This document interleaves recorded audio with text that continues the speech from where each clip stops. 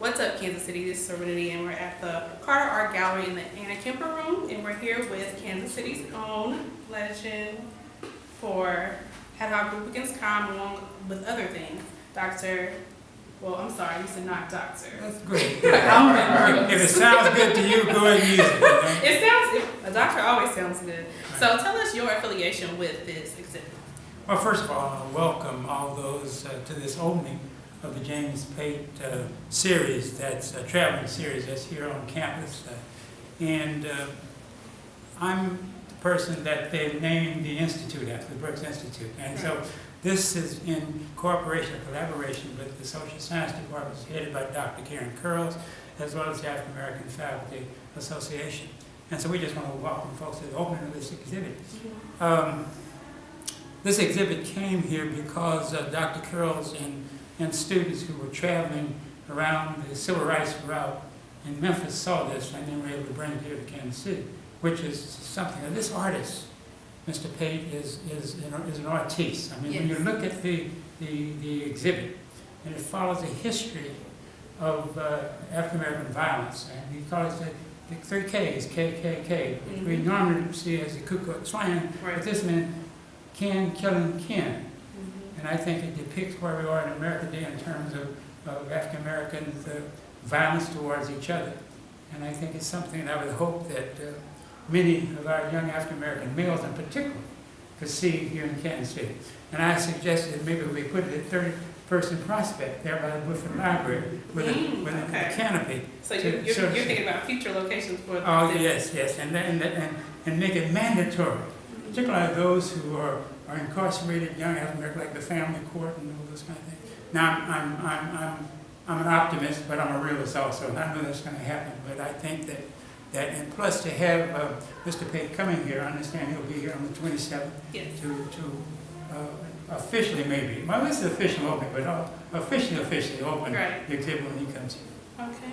So what are some things that you feel is important as far as like the whole exhibit itself is just about the depiction of African Americans killing African Americans. So what was your feeling when you finished watching finished looking at the exhibit? Well, I think what he does, one of the areas that are most interesting is that he relates it to the sit-ins of the 1961. I'm not sure that anyone who is viewing here in this room is I learned about 1961 sit-in. So that would have been, let's see, that would have been 39, 16, that would have been, what, about 55 years ago, something like that, Dr. Ross?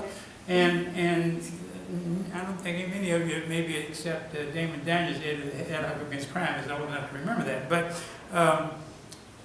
it depicts that in terms of the movement, in terms of our movement for freedom, justice, and equality. That over 50 years ago, it actually started when we were first brought on the shores of this continent. But to try and then tie that into that and transition that into that is something that's heart-touching, because somewhere along the way,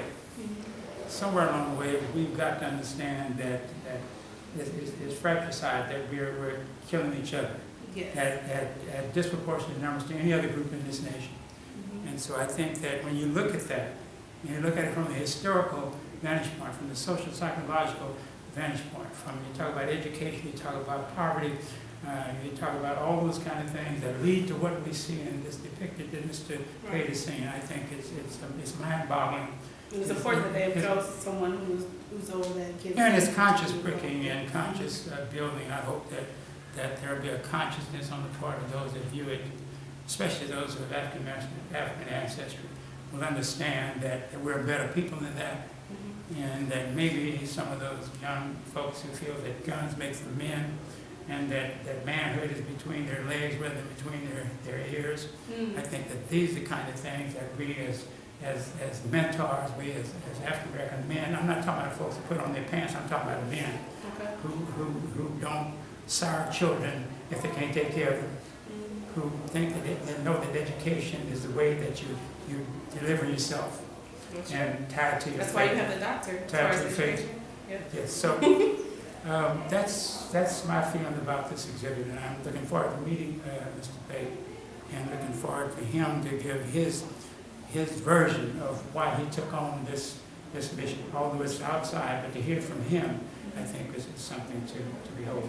Okay, so what is the exact time as far as like when he will be here to speak with everybody on Thursday? 6 o'clock. 6 o'clock Thursday, he'll be here? Do you want me to say that? That's what it looks like, I thought you.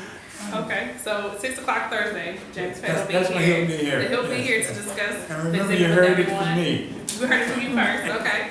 And so everybody needs to make sure they come down to the Carter Art Gallery at the Penn Valley and make sure that you are able to witness this exhibit. As you stated, it's moving. I know I was looking at it before we came to talk, and I was definitely moving. I've also researched a little bit about Mr. Pate as an artist, and he's definitely someone that needs to talk to the masses about why he created this exhibit. And what we've seen in Mr. Pate's whole series is what we see across urban America.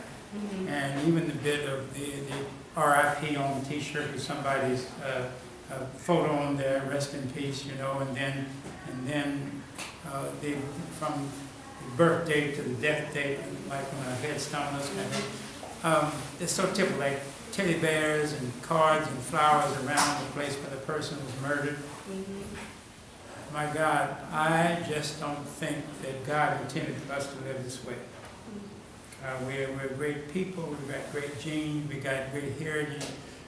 Those persons that have brought us as far away along the way, we've just experienced 8 years of a great president, President Barack Hussein Obama, a legacy that this nation should never forget. Mhm.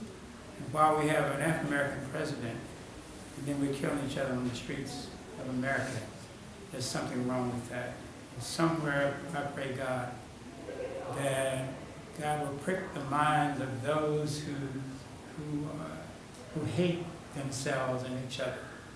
And I was saying to my brother, my friend, Damon Daniels, just over the weekend, that there's something that when I kill my brother, that means I didn't have enough nerve to take my own life, so I took his life because he looks like me.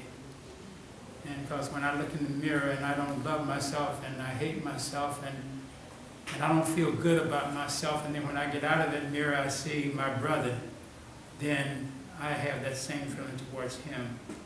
And then I think also, the kind of slavery that we endured here in the so-called New World was the most inhumane kinds of slavery, stripped us of personhood, of faith, of their beings.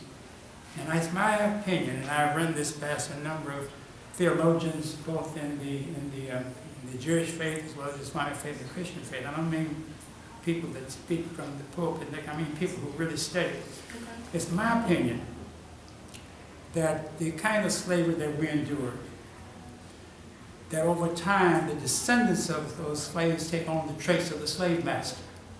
Okay. So from mutilating the body that we do towards each other is what the slave master in years gone by has done to us.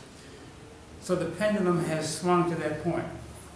I'm hoping and praying, though, that the pendulum will swing to the other side, that there are those of us who are men and women enough, of faith, of courage, will take on the task, take on the mantle of destroying that whole history of violence against us, and not forgetting that. I think we should never forget our history. I said we're the only culture that tends to want to forget the history. Every other culture, I mean, particularly our Jewish brothers and sisters, who they moved from Egypt to the Promised Land, from Egypt to now, Right. have endured slavery and have endured also Adolf Hitler and his. You should be Dr. Brooks teaching. Well, I did, you know, I just teach my class. Yeah. I'm just doing it. I'm trying to impress Right. Dr. Ross so I can get a job over Okay, so here. you get a job? I am. Okay, because I would Anyway. say you are teaching right now, but I appreciate you. And Kansas City appreciates And you yeah, I as probably well. talked about a half hour too long. Thank you, Dr. Brooks. I'm Serenity, my nice to your piece. Make sure you check out what's up kansas city.com.